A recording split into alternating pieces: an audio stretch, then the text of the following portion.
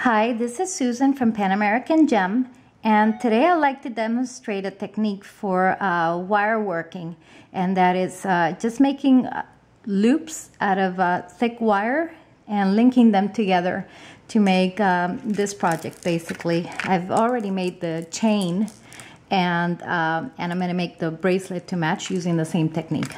So the materials you'll need stranded beads, whichever ones you like. This technique works best with thick wire and is to be used with beads that have a fairly large bead hole. And the reason for it is because you're not going to be wrapping to secure them in place. You're just going to be looping the ends. So the wire has to be thick enough that it will hold without spreading. So in this case, I'm using 0.032 wire. You can find a conversion chart to the gauge system on our website, panamericangem.com. And the other materials we'll be using is pliers. So we need cutting pliers, round needle nose pliers, flat chain nose pliers.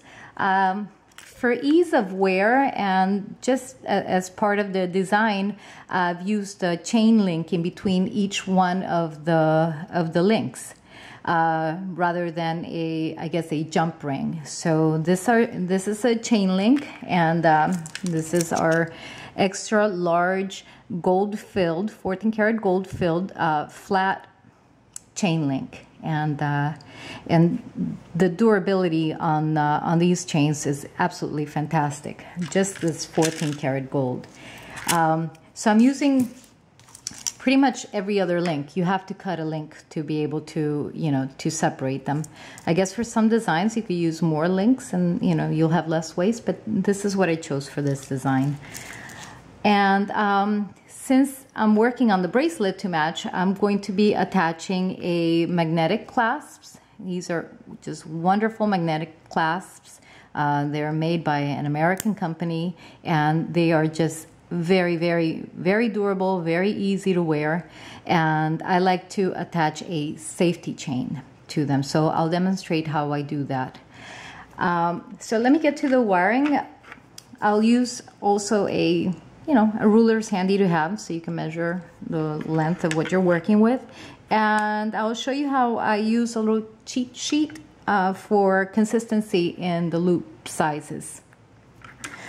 So let's get started. I'm going to start working with the wire.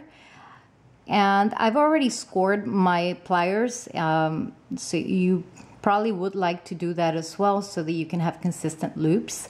I think these were scored with a box cutter.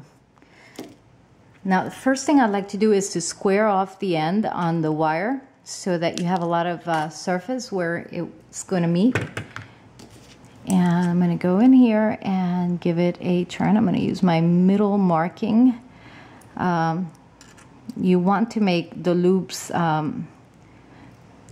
big enough so that they don't kink when they get motion in between each link, and but not so large that they look out of proportion.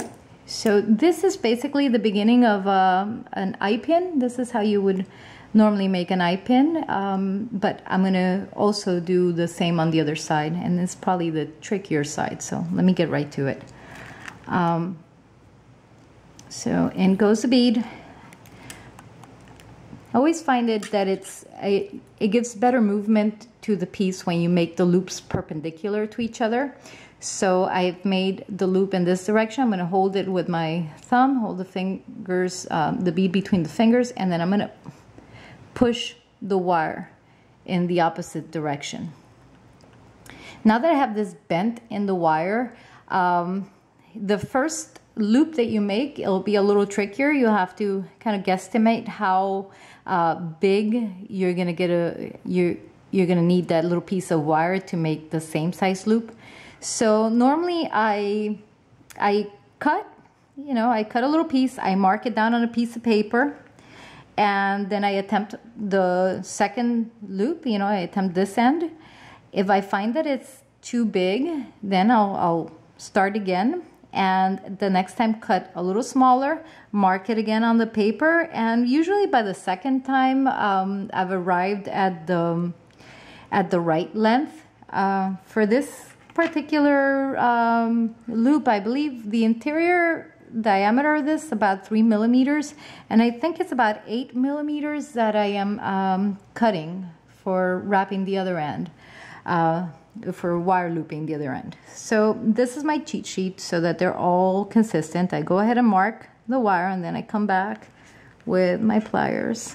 Let's get some things out of the way. And I just put it right against it. A little more here. And clip. And like I said, try to clip so that you get a straight edge. And I'm going to go back to the same position so that my loop is consistent. And now I'm going to simply wrap until it meets. And that's how you get the loops. Now, to link this loop to the next either chain link or clasp, whatever you're working with, you're going to need your flat pliers, and you open them much like a jump ring. You spread it sideways. You never spread open because then it deforms the loop. And now I'm going to link it, in this case, to a chain link, and close it in the same fashion. And that is nice and secure. So let me go ahead and do that again. And let's see, I am leaving one of the sides without a chain link so that I can attach it to the clasp. So I am going to need to attach this one to a chain link. So I spread it open. Can I help myself out with the pliers? You got to be careful not to bruise the wire, you know, enough pressure to get the job done, but not so much that you'll chew up the wire. That will weaken it. So the last link that I'll be working on, let's see, make sure that end is nice and square. And I'm going to come in and once again, same position on the plier and loop. I like to loop away. And here we go. When you get to that point right there is where you're going to put your pliers right at where it meets and turn the wire so that you get a nice kind of a, here, use the flat pliers to straighten it out. You get a nice round loop, not oval. Then we're going to connect the next bead. And like I mentioned before, I want the links perpendicular so that they have better movement. So I'm going to hold this in place with my thumb and give the wire a bend in the opposite direction. So when I have this bent right here, that's where I'm going to go in and measure and cut the wire. And sometimes, let's see, sometimes I mark it at the edge of the, you know, the tray I'm working with, or a little piece of, a little index card, a little piece of cardboard. So that is really, at least for me, the trick to getting consistent wire loops. My husband is really good and he can eyeball them all the same size, but I can't. So this method works for me, and I hope it works for you. If you like this video, please give us a like or subscribe to the YouTube channel. If you like the materials, we sell them on our website, PanAmericanGem.com. And we also have a Pinterest account and a Facebook account that you can visit and share. We can share the videos and other things.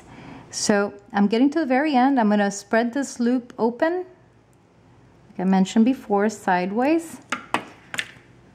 Get that type of look. Let's see, there.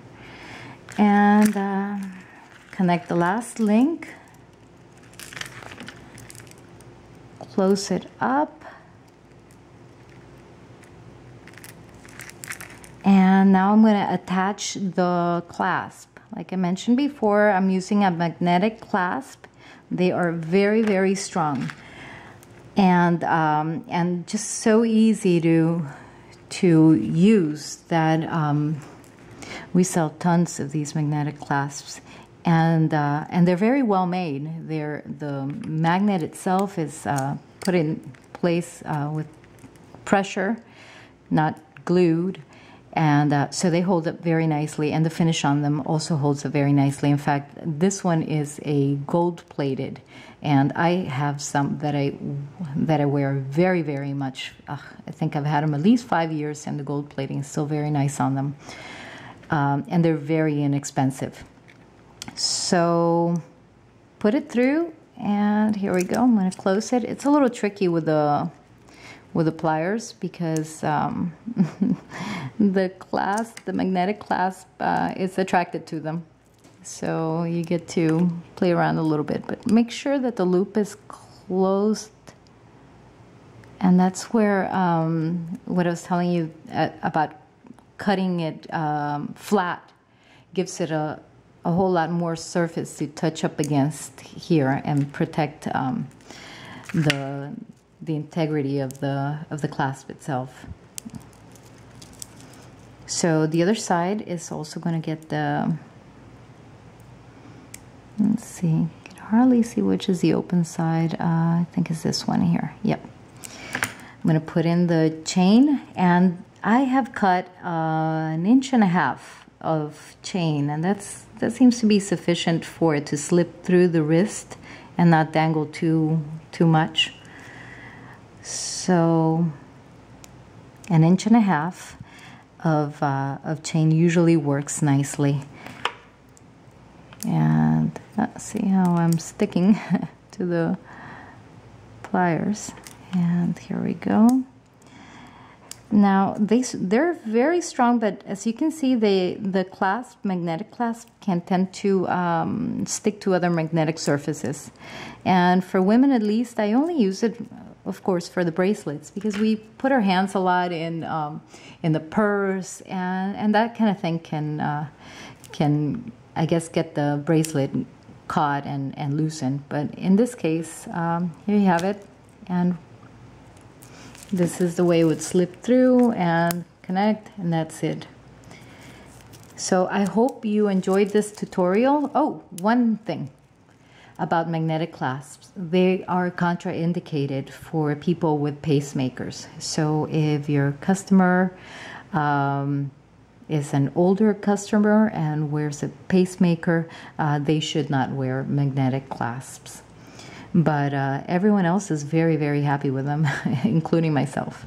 I hope you enjoyed this. My name, once again, is Susan. Pan American Gem is our company. We sell all these materials, so please visit us. Thank you.